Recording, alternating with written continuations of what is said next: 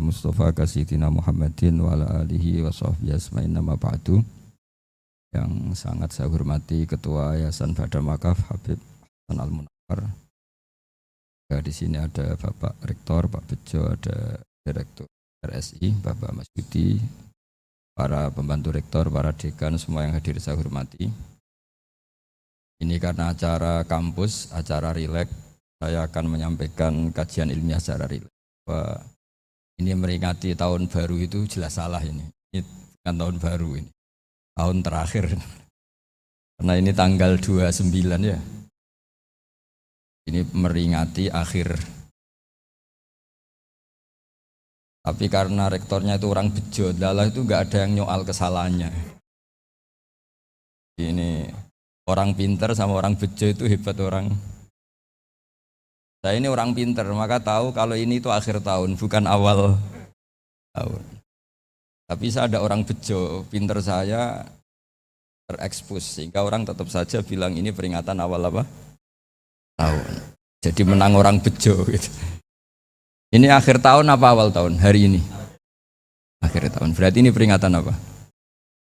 Akhir tahun. Hanya orang bejo yang kesalahannya tidak dikoreksi.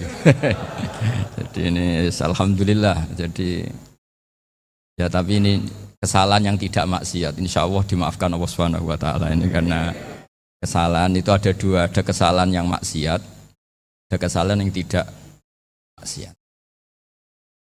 Saya punya komitmen terhadap agama ini. Baik tadi yang dikatakan Pak Rektor, ada unsur ulama, ada unsur habaib, ada unsur pengusaha, ada unsur birokrat. Di antara kenangan-kenangan saya dari Syekhina guru kita bersama Kiai Haji Maimun Zubair, beliau itu sering dawuh, sering ngendikan, dan itu saya sampaikan juga ketika 7 hari wafatnya Agus Robah, cucu Mbah Maimun, putra Agus Robah. Di antara yang beliau katakan itu adalah sok hak agama itu sing gawe pegawai negeri. Itu berkali-kali beliau ngendikan gitu. Ya saya agak bantah. Lah kalau santri bah, santri karuan mesti gawe agama, tapi sok ben sing gawe pegawai negeri. Setelah saya jadi kiai dan penelitian, saya itu berkali-kali didatangi dokter, tentara, juga polisi. Mereka sering bilang gini, Gus, saya ini dokter negeri. Saya ke NTT, ke Papua, karena saya muslim, berkebutuhan Islam, maka dibikinkan musola, dibikinkan masjid. Kalau kiai tidak bisa, bikin sendiri urunan, mau narik siapa itu. Mau narik tarikan di jalan yang mau nyumbang siapa. Tapi kalau kebutuhan negara, karena tugas negara, ya difasilitasi negara dan tidak dianggap misionaris karena negara. Itu juga di beberapa negara yang non-muslim, kayak di Argentina, di Venezuela, itu ada masjid, ada kajian Islam ya karena duta besar. Dan itu aparat negara. Disinilah kearifan para ulama berkoalisi dengan umarok dengan makna yang positif, bahwa agama ini harus ditopang umarok, sistem negara. Tentu di situ ada tentara, ada polisi, ada macam-macam. Kita sebagai kiai juga enggak berdaya di depan para bandar narkoba apa-apa kalau enggak ada BNN. Kita mau apa dengan korupsi kalau enggak ada KPK. Sehingga kearifan para guru-guru kita, mulai Mbah Maimun, bapak saya sendiri, NU, Muhammadiyah, semua ormas-ormas Islam itu pasti maulah kerjasama. Karena kita siapa ya? Kalau enggak kerjasama. Dan di antara pesan Rasulullah SAW adalah yaduwahi ma'al jamaah. Jadi apa ya, kebersamaan itu sudah berkah. Fa inna yadallahi ma'al jamaah. Jadi berkah. Lalu kenapa saya kalau ngaji bawa kitab? Ini agak sebetulnya itu lazim. Lazim itu suatu yang harus. Tapi karena kelamaan mubalek itu tidak pakai kitab. Seakan-akan bawa kitab itu yang aneh. Sebenarnya aneh mereka. Karena begini logika simpelnya ya. Umat Nabi ini berhak dapat apa coba? Berhak dapat warisan yang paling luhur, paling hebat, paling jernih. Apa itu Quran dan hadis? Pertanyaannya, siapa yang paling punya hak otoritatif untuk menerangkan Quran hadis? Ulama. Ulama yang mana? Ya yang kapabel, yang sudah diakui dunia, kayak Imam Ghazali, Imam Bukhari, Imam Syafi'i. Artinya kalau kita tidak pakai materi, itu ulama mendapat pikiran kita, bukan mendapat pikiran mereka. Saya ulang lagi, kalau kita tidak pakai materi yang otentik, yang orisinil, umat ini mendapat pikiran kita, bukan pikiran mereka. Maka saya berusaha supaya teman-teman atau semua umat Islam dapat pikiran-pikirannya Imam Ghazali, pikiran-pikiran Imam Bukhari, pikiran-pikiran Abdul Qasim Al-Junaidi, kejernian-kejernian Abu Yazid Al-Bustami. Kejernian itu diantaranya adalah misalnya makalah yang menurut saya itu makalah yang super. Jadi untuk ngadepi krisis karena COVID atau karena apalah. Itu lama dulu sederhana sekali. Beliau-beliau punya rumus yang mungkin jarang didengungkan orang, tapi saya akan kampanye rumus ini. Al-istighna, hakikatul istighna, itu adalah al-istighna anis syai' labihi. Jadi pemenuhan kebutuhan yang sebenarnya adalah kita berusaha menghindari sebanyak mungkin kebutuhan yang sekunder, yang enggak penting. Bukan memenuhi semua yang kita inginkan. Jadi misalnya begini ya, kalau kita lapar, itu keinginan kita itu makan enak apa asal makan? Tentu jawabannya asal makan yang sehat. Tapi kalau nuruti nafsu kita, makannya yang enak, teman makan ya enak. Terus di warung yang favorit. Ini kan satu kebodohan. Kenapa untuk makan saja butuh definisi sekian banyak? Yang kita harus kecewa, warung favoritnya bisa sudah tutup. Atau kita ke sana harus macet. Ribet. Yang benar-benar arif dan bijaksana itu adalah al-istighna anisya. Sesuatu yang tidak mendesak itu jangan jadikan kebutuhan. Sehingga kalau kita puasa misalnya, semua makanan itu enak karena kita sangat lapar. Sehingga Abdul Qasim Al-Junaidi ketika ditanya, ma'idamu to'am, lauk makanan itu apa? Jawabannya lucu, alju, lapar. Kalau kamu lapar ya semuanya enak. Ini sudah mulai hilang. Kita bilang makan enak itu ya sate, ya gulai, ya pizza yang kita senang. Akhirnya apa? Untuk nikmati nikmatnya Allah itu kita jadi ribet. Apalagi yang orang-orang fasik harus ditemani perempuan yang tidak halal misalnya, atau harus ada ajudan, ribet. Nah pertanyaannya, orang yang ribet sama yang nggak ribet itu pinter mana? Pinter yang nggak ribet. Nah ini kearifan-kearifan yang mulai hilang. Lalu siapa yang bisa mewarisi itu? Ya ulama. Jadi ulama itu cara berpikir sebenarnya simple. Makanya mereka sering kalau tahajud itu, di antara makalah Sayyidina Ali paling terkenal dan yang menjadikan beliau punya derajat yang luar biasa itu adalah kafani izzan antakuna li robban wa kafani fakhron an akuna laka abdan. Ya Allah, saya ini sudah begitu mulia, begitu terhormat dan sangat-sangat terhormat karena yang menjadi Tuhan itu Engkau. Jadi rumus pertama itu karena menjadi Tuhan itu Engkau. Hanya Tuhan yang abadi, Tuhan yang pertama, artinya Tuhan yang al-awwal. Coba ya Allah, kalau saya ini punya Tuhan Fir'aun, punya Tuhan mati jadi tontonan lagi, itu kerennya di mana coba? Andaikan kita punya Tuhan Fir'aun, atau punya Tuhan yang asal usulnya manusia, apapun hebatnya manusia itu, kita punya Tuhan manusia itu. Tuhan yang lapar, yang kalau nggak makan mungkin pingsan, mungkin bisa kena COVID, nanti Tuhannya diisolasi, kayak apa? Makanya ketika Tuhan Allah menyindir ketuhanan selain Allah itu, Allah hanya menyindir dengan kalimat sederhana, karena yakulanit to'am, yang kamu tuhankan itu masih makan. Hanya kalau nggak makan ya lemes. Jadi lama-lama ada orang gini, alhamdulillah tadi Tuhan mampir ke saya, kelihatannya lapar, setelah tak kasih makan sehat lagi. Susah nggak punya Tuhan yang seperti itu. Beda dengan Tuhan kita.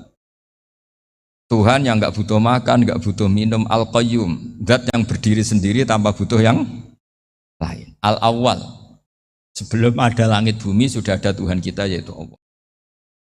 Bandingkan dengan Tuhan-Tuhan yang dipertuhan yang lain, yang adanya setelah bumi, misalnya Fir'aun dan sebagainya. Sehingga Sayyidina Ali pertama jadi kebanggaan apa? Kafani izzan antakuna li robban. Saya ini keren betul, karena punya Tuhan yaitu Engkau. Tuhan yang lahul asma'ul husna, Tuhan yang semuanya punya kebaikan, punya keabadian, punya keagungan. Terus wa kafani fakhron an akuna laka abdan, dan saya bangga sekali karena saya menjadi hambamu. Kalau saya jadi hambanya Pak Rektor ribet kan? Sudah tak hormati ternyata nanti tidak rektor. Ya kan ribet kan? Terus pokoknya ribet. Jadi budaknya manusia itu ribet. Makanya ada seorang wali datang ke temannya yang jadi presiden atau jadi raja. Datang ke situ karena tidak punya uang, mau minta uang karena temannya raja. Setelah sampai sana ternyata temannya ini karena orang soleh pas berdoa, ya Allah saya minta ini, minta ini, minta ini. Terus si wali tadi pulang. Kenapa kamu pulang? Ternyata dia sama, masih minta-minta kayak saya. Jadi sederhana deh. Sama-sama minta kamu, minta zat yang kamu mintain katanya. Jadi dulu itu orang itu sebegitu dekat dengan Allah. Sehingga si raja ini terus ketemu wali tadi tanya, kenapa kamu menyepelekan saya padahal sekarang saya raja? Ditanya sama wali tadi, karena temannya. Kalau kamu di padang pasir tidak bisa minum dan harus minum 1 gelas, dengan ongkos kamu harus mengasihkan semua kerajaan kamu demi minuman itu. Pilih mana, minuman apa tetap jadi raja? Ya saya milih bisa minum. Saya tidak raja tetap hidup, tapi kalau nggak minum mati.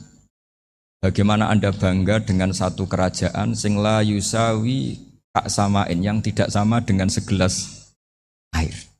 Jadi artinya terus mereka melihat jadi raja itu ya biasa, jadi presiden biasa, jadi rektor biasa. Karena mereka biasa berlogika, hakikatul izzah itu ya at-taqarrub ila Allah, yang benar-benar terhormat itu ya dekat dengan Allah. Begitu seterusnya mereka bikin paradok-paradok yang aneh, tapi itu menjadi pelajaran. Bapak saya Ki Nur Salim itu senang baca anekdot Nasiruddin Koja. Itu kalau bikin orang-orang aneh, itu dia datang ke satu pesta, pakai baju lusuh, pakai sarung lusuh atau celana lusuh, sama Sohibul Bait yang punya acara dibiarin. Setelah dibiarin dia pulang pakai jas, pakai dasi, pokoknya keren.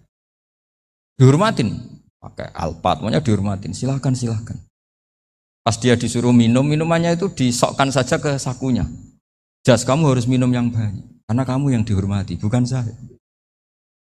Terus makanannya semuanya diletakkan di saku, ada yang apa, ayo kamu makan yang banyak. Alpatnya juga gitu, dikasih sate, apa, ayo kamu makan yang banyak. Mereka tidak melihat saya, melihat kamu. Akhirnya orang satu pesta itu istighfar semua, berarti kita ini salah.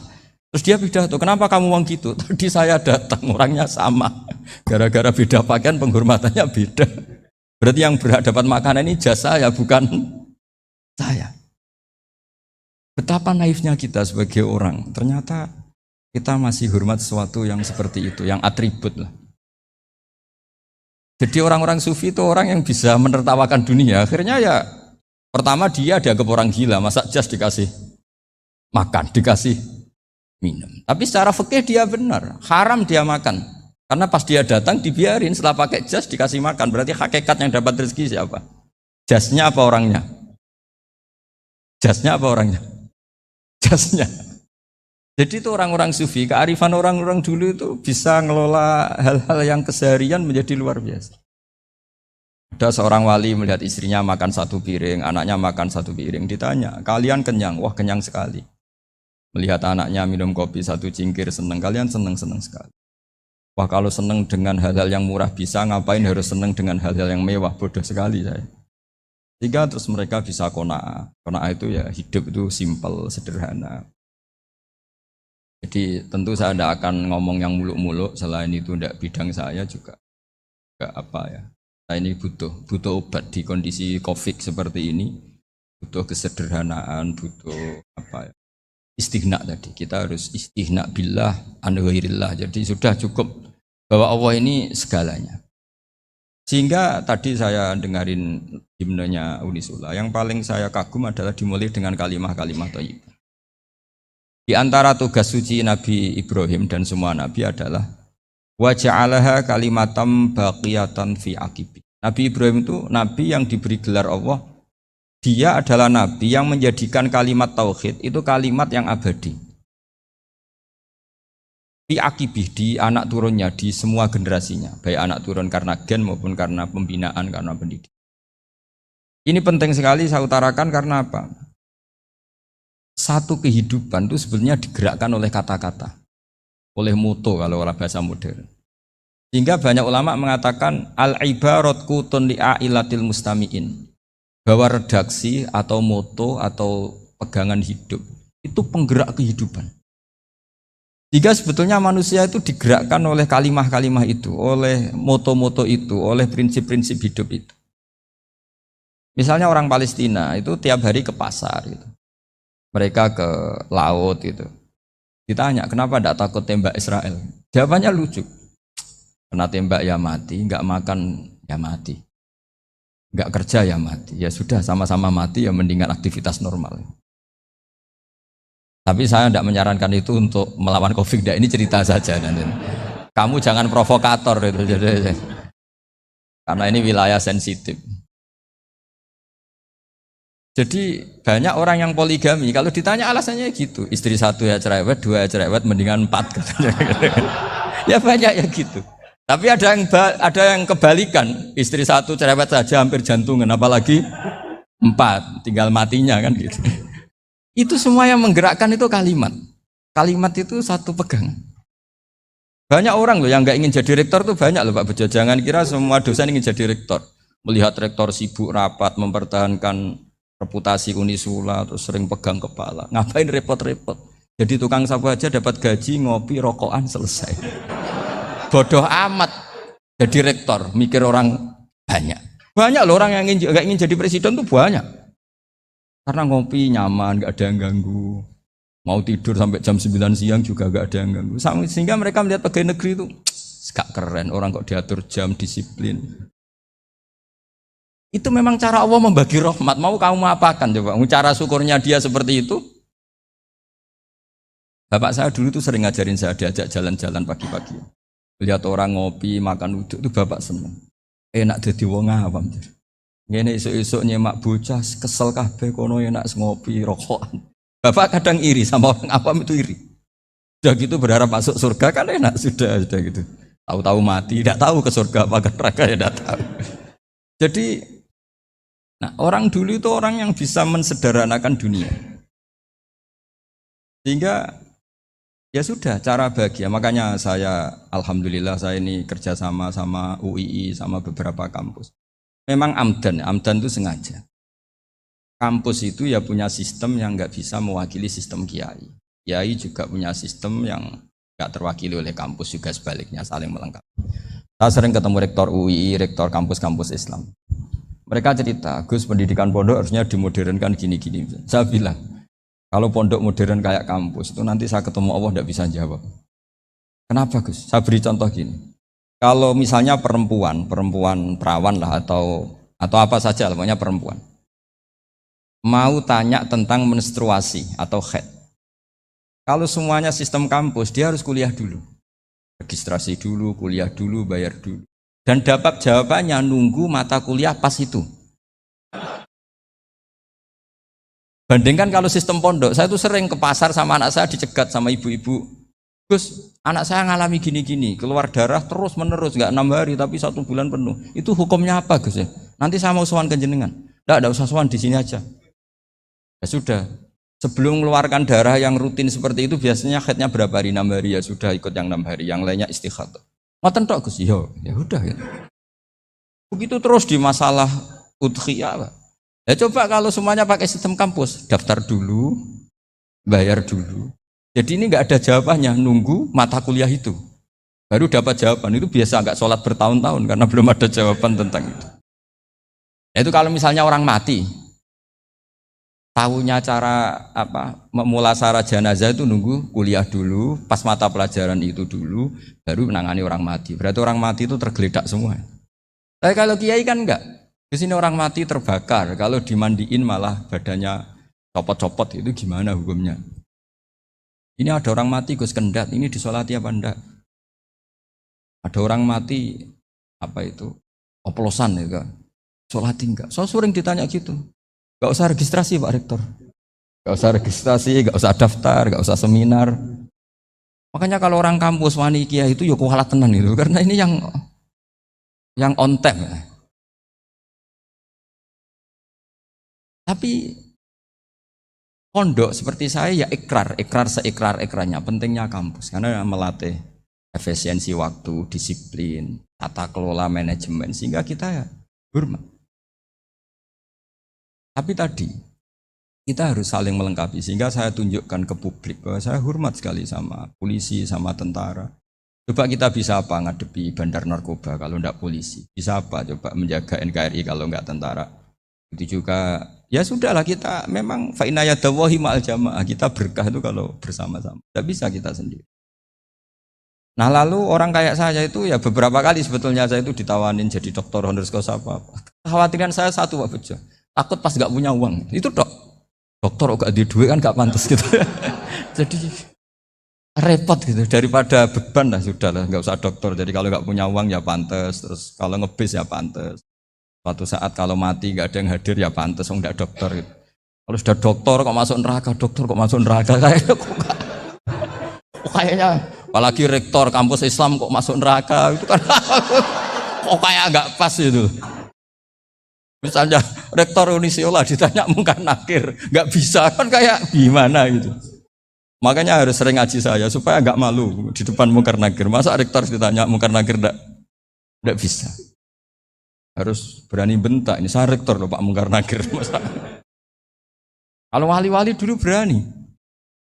Masyhur di cerita wali-wali ditanya, "Marabbuka manabuka?" Saya ini guru tauhid. Kok kamu tanya marabbuka manabuka yang ngelotok? Kamu tidak pernah ngaji, enak aja tanya. Jadi wali-wali itu ya rileks ngadepi Mungkar. Saya akan rileks wali di Bang Pak Rektor. Saya yakin itu. Karena wali itu lebih dekat Allah. Sehingga orang dulu itu saya ulang lagi ya, ada satu kearifan namanya hidup itu apa? Hidup itu adalah cari sebanyak mungkin supaya hidup itu tidak tergantung pada banyak hal. Jika misalnya cara berpikir orang-orang modern itu sebenarnya banyak orang-orang ilmuwannya nggak ngagumi Amerika. Bukan karena angkuh ndak. Untuk mempertahankan kebesaran negara sebesar itu, kebutuhan listriknya besar, kebutuhan tentaranya besar, kebutuhan apa? Sementara negara kayak Venezuela atau Swiss, kebutuhannya, pertanyaannya, yang tergantung dengan banyak hal, sama yang tidak tergantung banyak hal, itu pinter mana? Kalau dibalik pertanyaannya gitu, negara-negara maju itu tidak keren kalau dibalik pertanyaannya. Orang yang untuk mempertahankan eksistensinya banyak, butuh banyak hal, dengan yang tidak butuh banyak hal, itu pinter mana? Orang yang bahagianya nunggu jadi dokter, nunggu jadi kiai besar, kiai viral, dengan orang yang bahagia cukup dengan ngopi, itu pinter mana? Tapi kalau dibalik pertanyaannya, orang yang tahunya nikmat hanya kopi, dengan nikmat yang banyak, pinter mana? Makanya Mbah Mun tuh kalau guyon itu lucu. Aku iku saake ambek wong desa sing mlebu swarga. Nah dulu eskal mlebu swarga kok disakeni. Akhirnya beliau memberi penjelasan. Wong desa iku roe pakanan enak, iku mau kopi mbek uduk. Lah swarga iku mau nuruti sing dikarepno. Akhirnya semua mangan wis ngopi ngopi ora roh pakanan liyane ku ora roh. Nasi mandi ya ora roh, pizza ya ora roh apa-apa. Terus saya bilang, wah lah niku nak nganti selera tentang wanita cantik. Iku juga sederhana. Rontok pesek ya wis cantik, rontok ireng ya wis.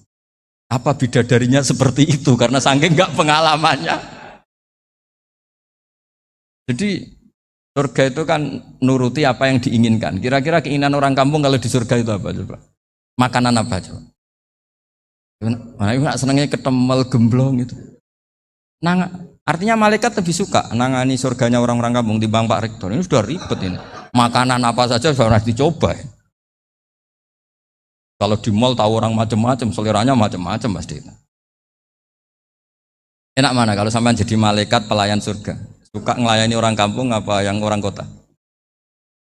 Orang kampung kan? Jadi ya itu guyon tapi itu menjadi pikiran kita bahwa orang yang banyak kebutuhan itu sebetulnya banyak kebodohannya karena menggantungkan kebahagiaannya dengan banyak.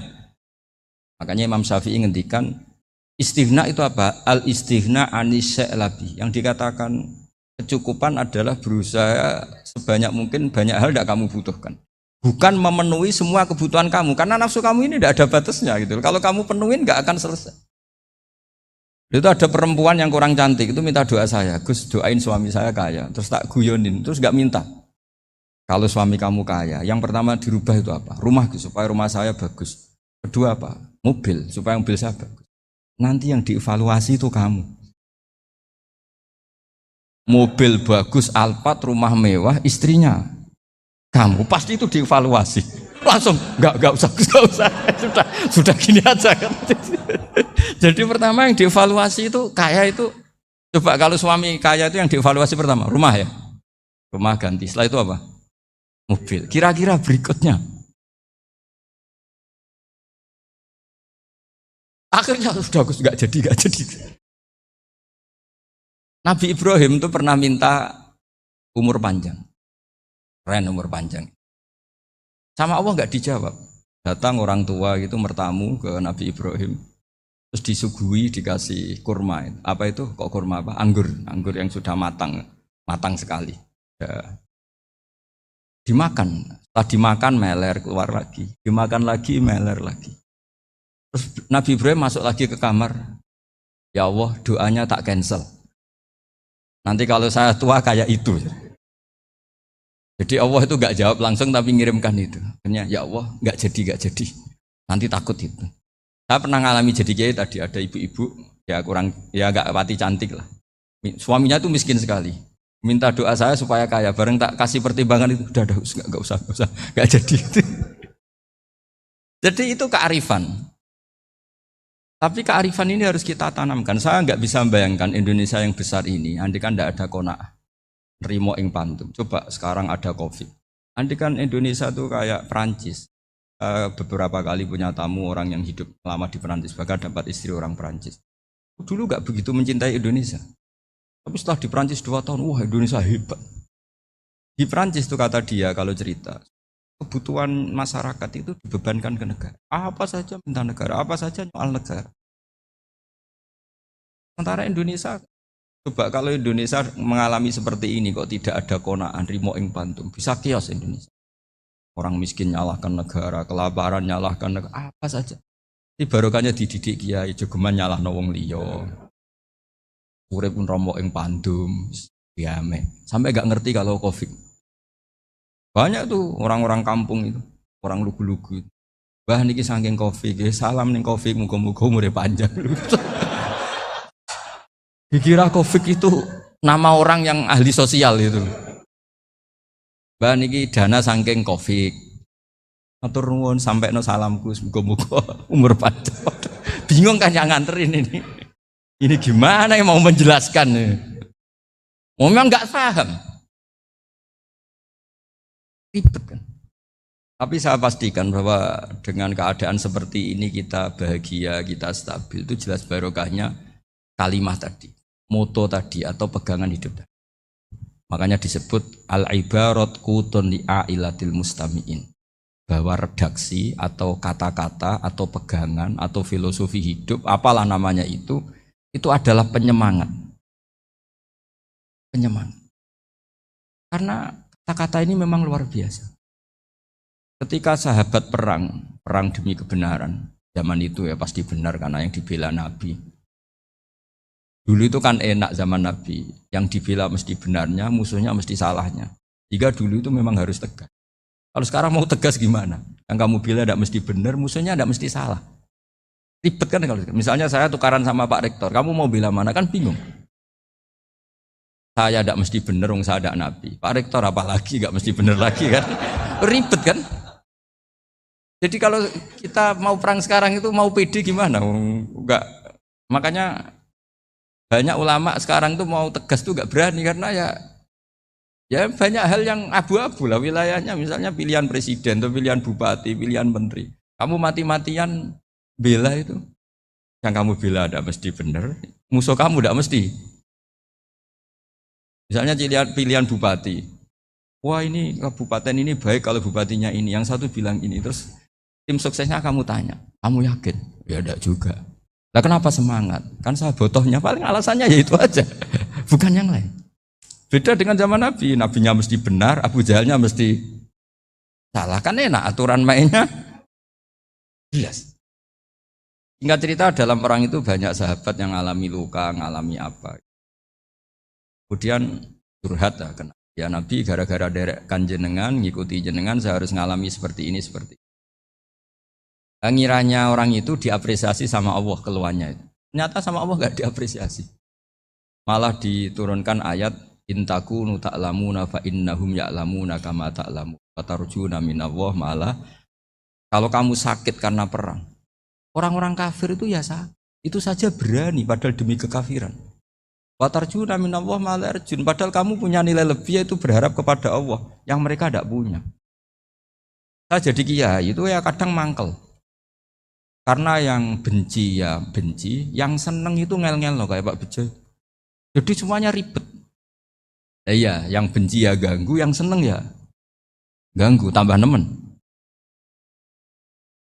Seribet. Tapi kalau sudah ingat bandar narkoba, mereka berhadapan dengan polisi, kadang ditembak karena kesalahannya terlalu fatal. Antar persaingan mereka juga bisa tembak-tembakan karena merebut pasar narkoba. Itu saja mereka berani. Kok kita yang jadi kiai kadang dicium tangannya, dihormati gak berani, hanya takut apa ya, musibah-musibah kecil lah, atau problem-problem kecil. Nah iya, kalau kita bandingannya gitu. Kalau kamu mau tahajud kedinginan, itu masih nanti dihisab Allah itu gitu. Maling ayam itu keluar malam-malam, hanya dapat ayam. Itu gak takut dingin. Ya gak takut digebuki masa. Kamu mau tahajud saja takut dingin. Makanya nanti hisabnya orang soleh itu nanti dijajarkan orang dolim. Terus diperbandingkan. Wah itu habis kamu kalau itu.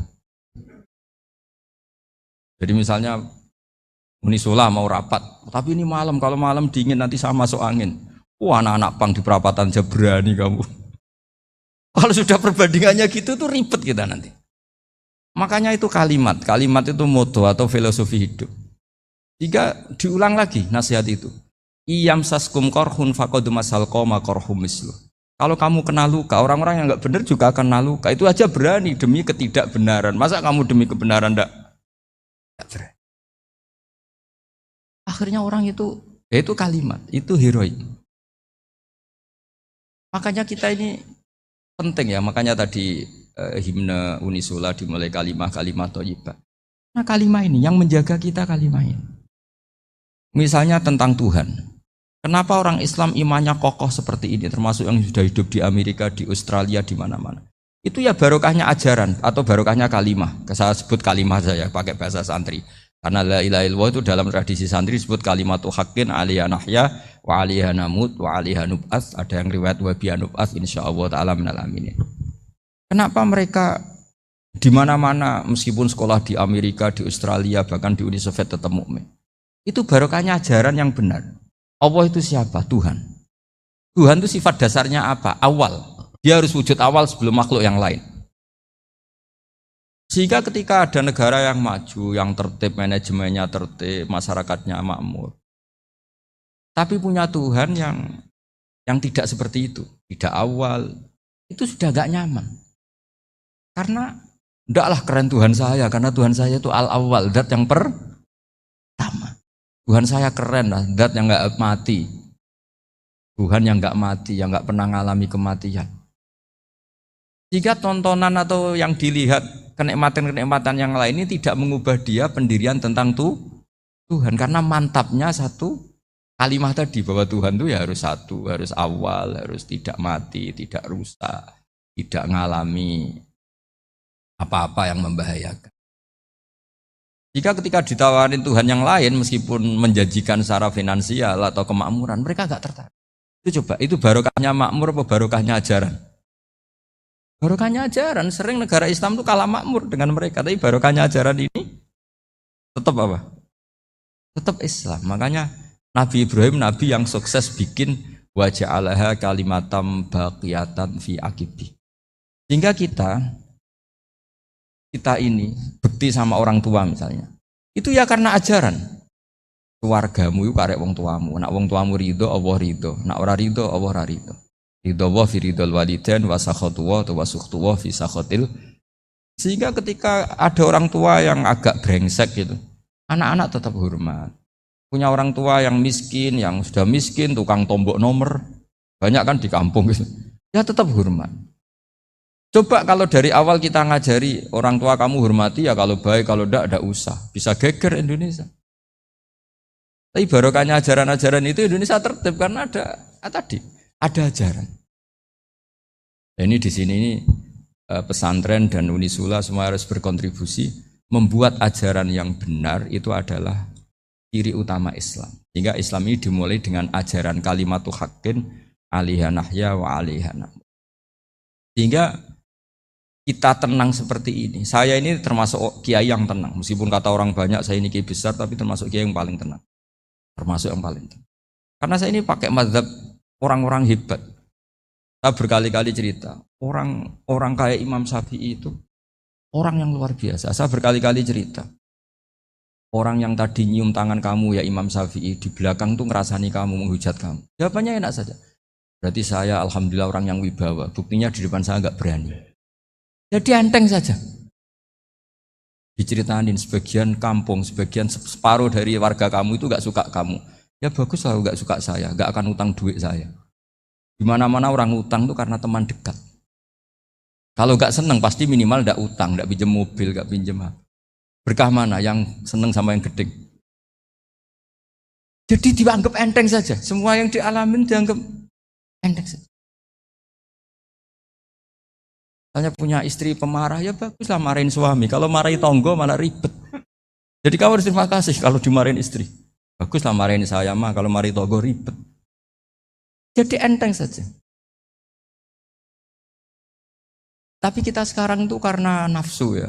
Sehingga menghadapi hidup ini ribet. Ulama dulu kalau mau mati itu senangnya bukan main. Sudah lama saya ini ingin gak maksiat. Kayaknya gak maksiat paling efektif itu mati. Ya tidak apa-apa Gusti, kalau sebaiknya mati ya mati aja. Enteng saja. Jadi melihat kematian itu akhir dari segala keburukan atau potensi keburukan. Apapun baik kita sekarang, suatu saat mungkin kita gak baik. Yang bisa menghentikan ketidakbaikan atau potensi ketidakbaikan itu apa coba? Mati kan? Berarti mati itu mengerikan apa menyenangkan? Kamu tidak berani menjawab.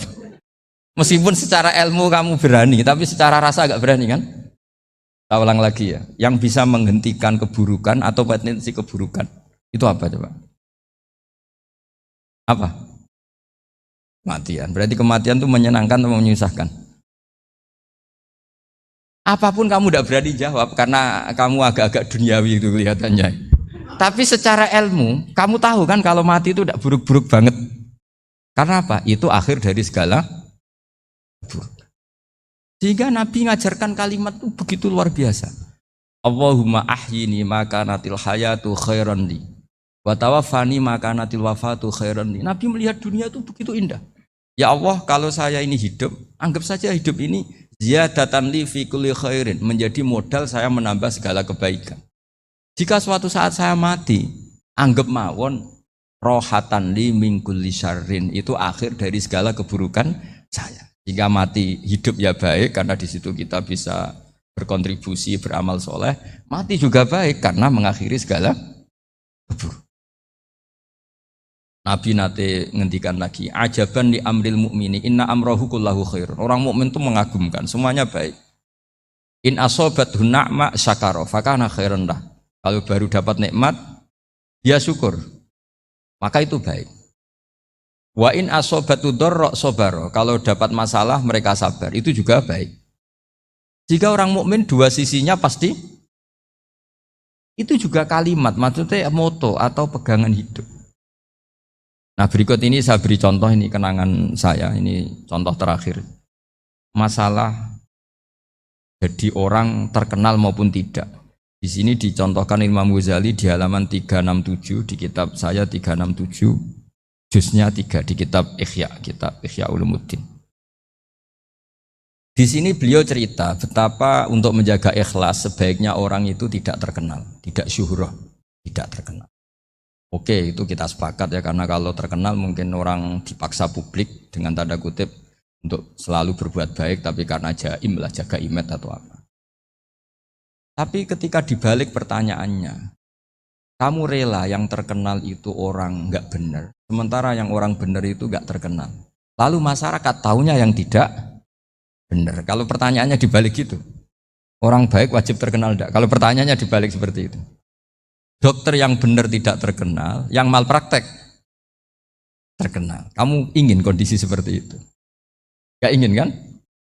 Kampus yang bagus enggak terkenal, kampus yang bagus gak terkenal, yang gak bagus. Nah, artinya apa? Gara-gara olah kata, olah pikiran, ini logika jadi rubah.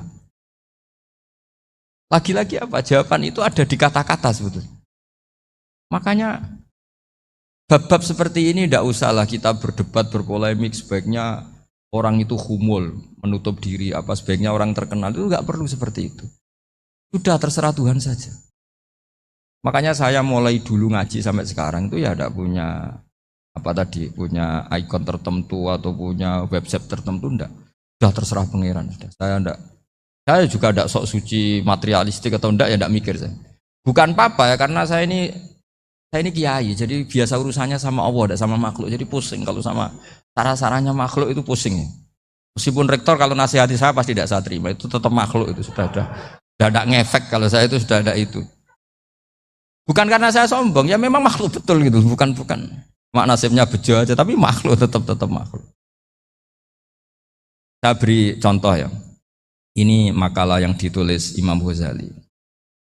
Ya, i'lam aslahakawah anna aslal jah wa intisarus sayyid atau sayyidi wal istihar. Wa huwa mazmum itu.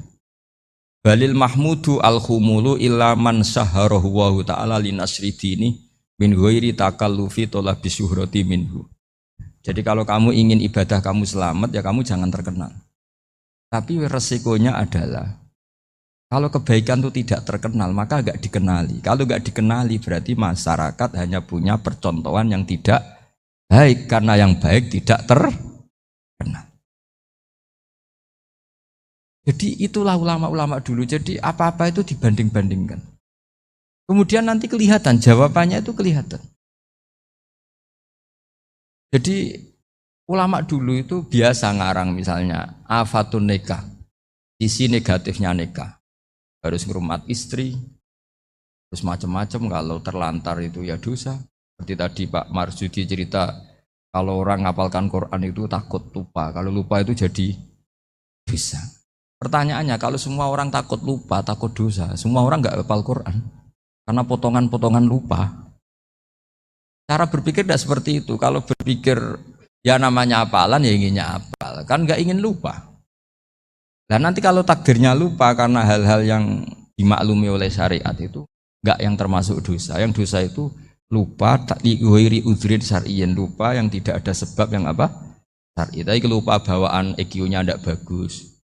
Lupa bawaan sering dibentak. Itu enggak masalah karena bawaannya orang tertekan itu ya lupa. Coba kamu hafal Quran. Terus punya kredit jatuh tempo. Pas hari itu aku yakin enggak cerdas sudah. Itu bawaannya orang tertekan itu pasti lupa. Ya saya terus ada makalah yang rahasia. Bingung nggak kira-kira? Bingung nggak? Ya misalnya amal rahasia selalu lebih baik. Terus ada pertanyaan.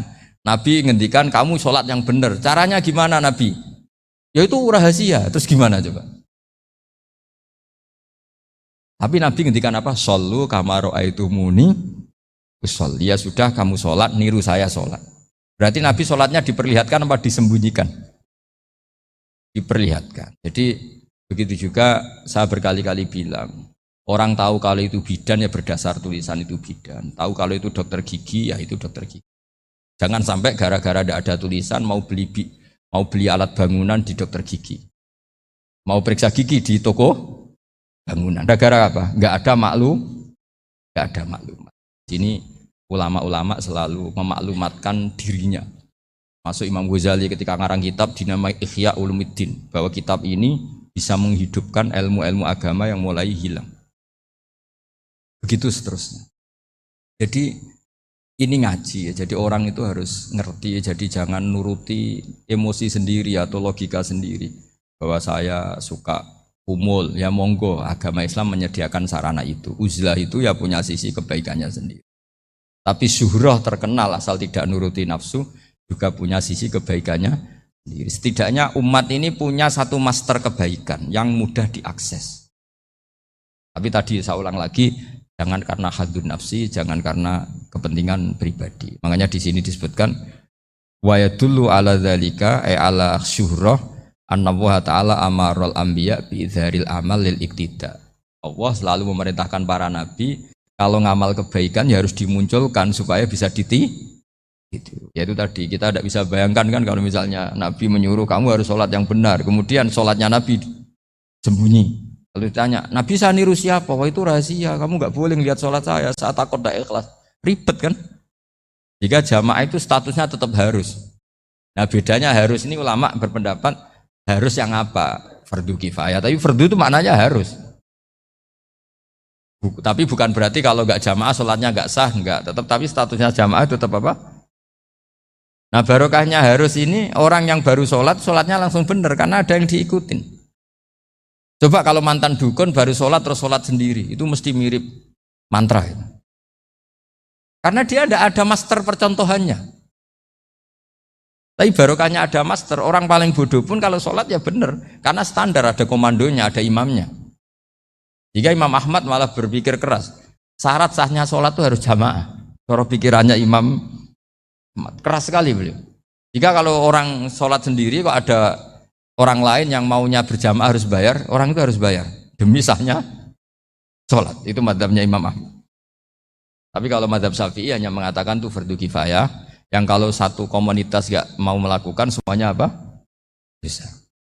Ya jadi ini sebelum sesi ringan tanya jawab, hanya 2 saja tanyanya, nggak boleh banyak-banyak, nanti nggak pulang-pulang saya. Jadi tak baca lagi biar dapat berkahnya Imam Ghazali. Wa qala qaumun asirru afdalu minal alaniyati. Kata sebagian ulama al alaniyah itu afdal minas sirri. Diperbandingkan baik yang mana amal dipertontonkan sama anda. Kata Imam Ghazali, kalau orang itu bisa jaga tidak riya, maka sebaiknya dipertontonkan karena kebaikan harus yang muncul, bukan yang tidak baik yang muncul. Makanya ketika Unisula memaklumatkan diri sebagai ingin jadi generasi khairah ummah, itu kalau diterjemah itu kan wow, khairah ummah, umat terbaik. Itu kan kayak agak angkuh. Tapi nggak apa-apa, itu nggak apa-apa. Masa kita kampanye Unisula siap degradasi moral, kan ya lucu kan. Masa jualan gitu kan ya lucu. Ya sudah, kita memang ingin mengkhidmati ummah, berbakti dengan umat, membantu supaya jadi generasi khairan apa? Tidak apa-apa, dimaklumatkan supaya dengan itu umat punya sarana. Oh kalau ingin jadi khairan ummah, kuliah di sini. Jangan lalu enggak gitu. Ya sama kita dokter, maklumatkan saja dokter gigi, dokter kandungan, dokter bedah. Sehingga orang kalau mau bedah ya jangan ke dokter kandungan. Jadi barokahnya maklumat ya. Jadi saya mohon sekali ini, saya sendiri sebetulnya orang yang enggak siap terkenal sebetulnya, tapi ya sudah terserah Allah saja. Kalau itu cara Allah menyebar kebaikan, ya monggo. Pokoknya kita tawakal saja sama Allah Subhanahu wa Ta'ala. Ya, saya kira demikian. Assalamualaikum warahmatullahi wabarakatuh.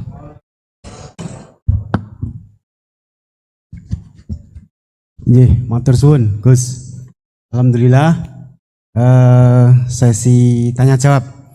Gus, 2 ya, ini ada dari Yogi Banjarmasin, 1 tipe dengan Ahmad Banyuwangi, 1 tipe dengan Rizka Pekanbaru.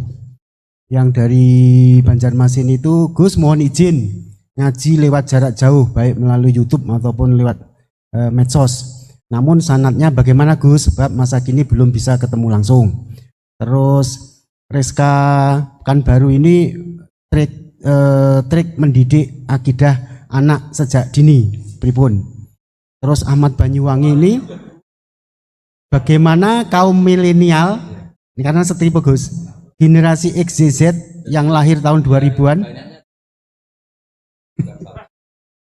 bagaimana membuat menarik belajar tasawuf bagi generasi anak-anak. Terima kasih. Namung niku. Tapi setunggal tipe nih tasawuf. Bagaimana belajar tasawuf untuk generasi-generasi yang cik nom-nom niku. Terus 1 itu tipe dengan mendidik anak. Kemudian yang nomor 2 mohon izin ngaji jarak jauh. Sanadnya pripun karena belum bisa ketemu. Begini ya, saya mungkin yang kesekian kali ya punya tamu dari Kalimantan, dari Sulawesi. Memang kalau sebagian mereka pernah mondok itu tersiksa karena ngaji saya hanya lewat virtual atau lewat medsos. Kebaikan itu pasti sudah benar. Jadi dengan ketemu langsung maupun enggak itu secara sana itu sudah cukup. Cuma ada beberapa kebenaran yang butuh jelimet, butuh tahqiq, itu yang harus ketemu langsung. Tapi kalau yang kebenaran-kebenaran umum itu tidak perlu, karena kebenaran itu bahasa lainnya itu al-ma'ruf, sesuatu yang mudah dikenali oleh akal, oleh nurani, oleh komunitas, oleh sistem sosial. Sementara mungkar itu sesuatu yang aneh. Andai kan tidak ada agama pun, orang akan bilang selingkuh itu mungkar. Andai kan tidak ada agama pun, sesuatu milik siapa harus jelas. Jika diaturlah, ini istrinya ini istrinya ini barangnya ini. Yang paling berhak make apa? Ya yang punya kan. Makanya nikah itu disebut ma'ruf. Yang boleh make ya yang punya. Misalnya yang boleh make mobil itu ya yang punya atau yang dapat izin. Itu disebut ma'ruf. Lalu yang nggak punya kok make, itu namanya mungkar. Ya aneh, nggak punya kok make tanpa izin. Sehingga kebaikan-kebaikan seperti ini nggak butuh sanad karena semua orang pasti kenal. Makanya disebut kebaikan itu al-ma'ruf, kemungkaran disebut mungkar. Jadi ma'ruf maknanya arafahul aklu, akal ini mudah menerima. Mungkar maknanya angkarohul aklu, akal ini menjadi aneh. Kan nggak mungkin lah orang yang waras mau ini ada minuman, kalau kamu minum hilang kesadaran, minuman ini halal, itu aneh nggak? Aneh kan? Tapi kalau kebalikannya, ini minuman manfaat untuk stamina, manfaat untuk kesehatan, maka ini halal. Nah agama itu datang dengan sesuatu yang ma'ruf dan menolak sesuatu yang mungkar. Nah kebaikan-kebaikan seperti ini itu Pak Rektor gak perlu sanad karena itu sudah lazim, sudah keniscayaan. Lalu ada kebenaran yang butuh detail. Misalnya begini, wali nikah itu siapa? Wali nikah itu adalah bapaknya dan mbahnya misalnya. Nah kalimat dan mbahnya ini salah kalau dalam fikih Islam. Karena mbah dalam bahasa Jawa itu bisa mbah dari ibu. Sementara dalam otoritas Islam nggak memberikan hak ke mbah dari ibu. Seperti ini nggak boleh. Terus misalnya orang Kalimantan nikahkan putrinya dinikahkan oleh mbah dari ibunya hanya karena berdasar fatwa. Oh kemarin Gus Bah atau Kiai siapa dawuh wali itu kalau nggak bapak ya mbah, wong ini mbahnya. Nah itu butuh detail. Yang dimaksud mbah di bab wali adalah abul ab, bapaknya bapak, bukan sekedar mbah. Nah hal-hal seperti itu mohon sekali untuk tidak kesusu atau tidak tergesa ngambil kesimpulan karena itu butuh fikih yang apa? Detail. Ya butuh fikih yang apa? Detail. Padahal istilahnya sama, wali itu bapak dan mbah. Sehingga dalam kitab-kitab matan misalnya kalau ada Pak Ahakul Aulia bitazwid abun sumajadun itu pasti sama Sarah dikritik. Al aula ayakula abul ab, seharusnya jangan dikatakan mbah karena kalau mbah memasukkan dari ibu. Yang benar adalah abun fa abul ab, bapaknya bapak. Nah, jadi kira-kira gitu Pak Irton. Ganti anjenengan yang menjelaskan ini.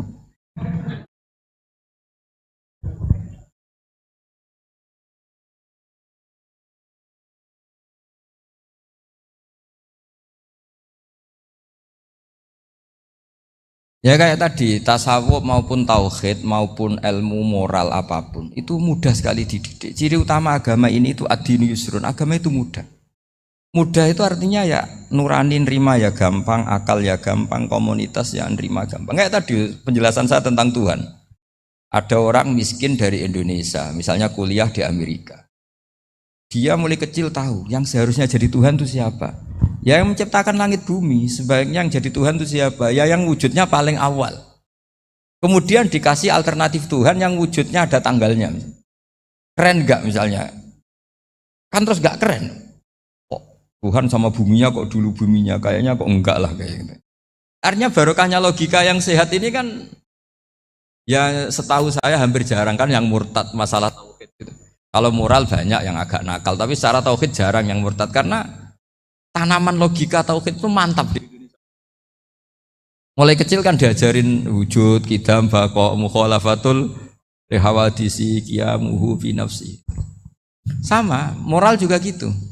Dong jogeman misoi wong, kan dipisoi sakit enggak? Jangan pernah mencubit orang, dicubit itu sakit. Jadi orang diberi rasa, enggak enak loh disakitin orang, dijotosin orang, ya sudah jangan jotosin orang, enggak enak. Sehingga kalau kamu ingin sopan ya disopani harus sopan, kalau ingin dihormati harus menghormati orang lain. Sehingga itu tertanam. Makanya bangsa kita termasuk yang terbaik akhlaknya. Kalau musim haji itu dipuji-puji sama sekian negara karena tantangan lah kita nginjek orang sholat, melangkai orang ruko, orang sujud. Kalau orang lain mungkin kan seenaknya. Iya, karena mulai kecil itu dilatih tidak boleh melangkai orang, tidak boleh. Jadi akhlak itu ya diajarkan mulai kecil plus logikanya. Logika itu ya apa saja lah, yang penting menjadi anak kecil itu paham. Dan itu mudah, saya ulang lagi mudah, karena agama ini ad-dinu yusrun, agama ini mudah, jadi mudah difahami. Gak bisa kamu katakan misalnya tasawuf. Tasawuf itu ya gampang kayak tadi, seperti Bapak kalau ngendikan. Makanan yang membuat enak itu karena menunya yang mewah kamu cocok atau karena kamu lapar. Lama-lama orang kan berpikir, ya setiap puasa itu kok tempe enak, tahu enak, tapi kalau sudah buka, sudah kenyang, apa saja semuanya menjadi tidak enak. Padahal kualitas menunya masih enak, tapi gara-gara kenyang menjadi enak. Berarti penyebab enak itu lapar apa menu? Lapar. Jadi apa ya, kearifan-kearifan ini loh yang menjadikan luar biasa. Makanya tadi ada kalimat yang benar, wa ja'alaha kalimatam baqiyatan fi aqibih. Jadi Ibrahim adalah nabi yang sukses menanamkan filosofi kebenaran ke anak cucu. Ya, yang terakhir, ya.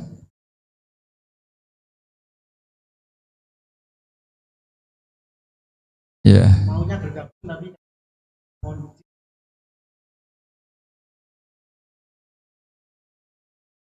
Wah, ya bagus lah kalau itu. Kalau di kitab-kitab yang saya baca, ingat mati itu tidak selalu baik, juga tidak selalu buruk. Malah kalau menurut Sayyid Abdul Al-Haddad, khusus yang para pelajar yang mencari ilmu itu nggak baik ibadahnya ingat mati. Karena dia harus dinamis, harus mobil. Kalau ingat mati kan terus lemes. Tapi kalau untuk pejabat harus ingat mati, kalau enggak korupsi terus itu. Harus ingat mati. Jadi kalau manfaat bagi keluarga begini ya, saya merasakan. Ini tanya anak saya itu baru tamat aliyah kemarin. Yang satu barusan mondok sarang baru 2 bulan atau 1 bulan. Itu saya kalau bilang ke anak-anak gini, kamu ketemu saya itu harus spesial. Bisa saja bapak besok itu meninggal. Jadi semua hari itu spesial. Karena jangan-jangan ini kenangan terakhir. Nabi itu kalau ngajari orang supaya sholat khusyuk, sholli ka'annaha sholatu muwaddi'in. Kamu sholat seakan-akan itu sholat terakhir. Wah itu mesti serius. Kamu ketemu istri seakan-akan terakhir pertemuan, kayak mau pergi ke New Zealand atau ke Amerika aja, malam itu spesial karena besok istri saya pergi. Bayangkan kalau itu terakhir mau mati, sampai ngamuk isra sido lah kan gitu. Jadi hikmah ingat mati itu makanya Nabi diantara riwayat ya. Meskipun riwayat ini diperdebatkan, tapi jelas ini satu petua yang baik. Wa'mal li akhiratika ka'annaka tamutuhud, dan kamu beramal untuk akhiratmu seakan-akan besok itu mati. Maka sholat kita akan spesial, hidup kita akan spesial karena kenangan kita terbaik ya sekarang, besok sudah mati. Hingga anak-anak saya itu sama saya itu senang sekali. Saya juga sama anak-anak senang. Karena kesempatan ini tidak selalu ada. Jadi tapi ada kalimat untuknya wa'mal di dunya ka i'mal di dunya ka ka'annaka ta'isu abadan. Untuk duniawi kamu seakan-akan hidup selamanya. Itu maksudnya itu rileks saja. Misalnya hari ini urusan enggak selesai, besok masih ada hidup. Enggak selesai, besok masih hidup, sehingga rileks. Tapi kalau urusan akhirat harus selesai sekarang karena besok sudah. Jadi ingat mati itu positifnya ya tadi. Semuanya akan indah. Coba orang yang mau meninggalkan Indonesia, misalnya nyuwun sewu LSM yang biasa demo atau mahasiswa yang biasa demo. Terus tawarin, besok kamu kuliah di Rusia. Itu warung apa saja kenangannya baik semua karena mau meninggalkan Indonesia. Tapi kalau tahu gak meninggalkan Indonesia, demo terus. Orang-orang sering demo, tawarin ke luar negeri. Kira-kira mau nggak? Pasti lebih suka apa? Indonesia. Orang paling miskin yang ngeluh terus di dunia ngeluh gak pernah nikmat, tawarin mati, mau nggak? Nggak mau kan? Jadi untuk supaya hidup ini nikmat, semuanya itu anggap kenangan terbaik Anda, dan itu saja kenangan terakhir. Makanya resepnya Nabi supaya sholat khusyuk apa? Sholli sholatam wadiin, kamu sholat ka'anha sholatum wadiin, seakan-akan itu sholat apa? Terakhir, sehingga terus kita nyaman, kita apa? Dan kita nganggap ini sholat yang terakhir. Nanti ternyata masih lagi. Ya sudah itu sholat yang terakhir lagi. Sehingga semuanya apa? Spesial. Nah, gitu Pak Rektor. Matur suwun. Terima kasih Gus. Ini pertanyaannya total ada 135. Tapi saya himbau kepada para penanya. Ini misalnya ya ada pertanyaan bagaimana kami ini berada di organisasi yang fasilitas materinya itu kecil. Jenengan tidak usah bertanya di saat ini, nanti ikuti YouTube. Itu ada edisi beliau yang terakhir, ada tema ceramah beliau itu sudah menjawab ini. Nanti ikuti di YouTube, bisa menjawab pertanyaan jenengan. Itu ada. Itu sudah ada materinya. Jadi 135 penanya ini mohon dicari search di Google, jawabannya sudah ada di situ semua. Oke. Ya, terakhir ini bagaimana kalau kami materinya sedikit, apakah kami harus ngalah? Ini edisi 3 hari yang lalu Gus Bahak sudah mengeluarkan itu. Nah, gitu. Oke, saya kira demikian nggih. Yang offline sampun ridho? Sampun nggih. Nggih Gus, ngaten saya soalnya paling takut kalau nanti dimarahi beliau. Demikian apa yang bisa kita sajikan kepada para pemirsa baik online maupun offline. Saya selaku moderator yang mendampingi beliau Gus Bahak, mohon maaf apa ada kekeliruan dan hanya ini yang bisa kami sampaikan. Mohon maaf dan selamat mengikuti YouTube beliau yang sangat berseri dan beragenarkan dan sangat mencerahkan. Assalamualaikum warahmatullahi wabarakatuh.